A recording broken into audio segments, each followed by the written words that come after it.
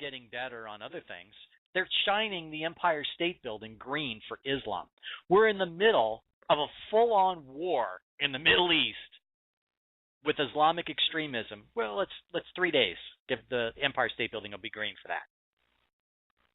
Unbelievable. You know what really bothers me is if they light up the Liberty Tower green for Islamics. They haven't done that yet, but I'm waiting for it to happen and for all hell to break loose. You think bed bugs are a problem? I think Islamics are a bigger problem. We've completely retreated from the Middle East, haven't we? We've closed all our embassies. We've evacuated all our people. They issued a warning yesterday for San Francisco. It's only a matter of time before they come here. If you close all your embassies and you close all your facilities in the Mideast, you've basically retreated from any kind of diplomatic mission and establishing any kind of normalized relations with these nations.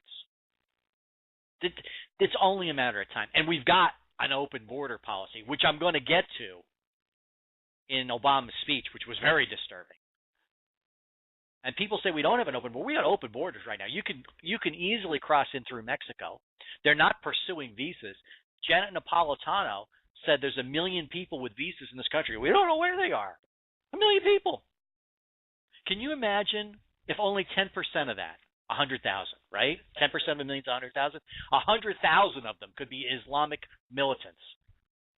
If 10% of the visas. If only 1% of those 1 million people were terrorists in here that are hiding out, that's 10,000 people. 10,000 Islamic armed fundamentalists in the cities around the country could do a lot of damage. And those are the ones that got green cards.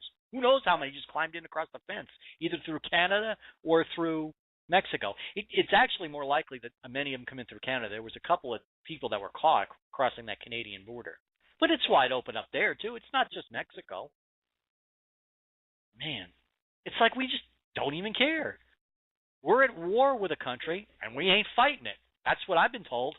That's what all the evidence suggests. We're just not fighting it. Go home, run away. Oh, we're shooting drones. You know, it's like trying to get rid of a hornet's nest by poking it with a stick. It just ain't going to work. Yeah, you might kill some of the bees by swatting them with the stick.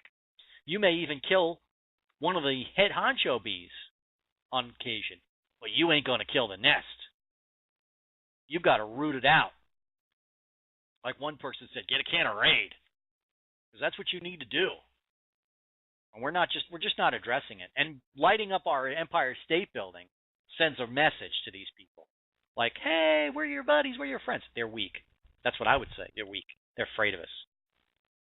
And you show weakness to a tribal leader, I've said it 100 times, you begging for trouble, it's just going to get worse. I don't know what we're going to do, but we got 3 more years of this president who ain't going to do anything. And 3 years is a long time in a war. World War II, 1941 to 1944, is 3 years. A lot of things happen. Imagine what's going to happen when we don't fight it. Speaking of don't fight it and stupid ideas,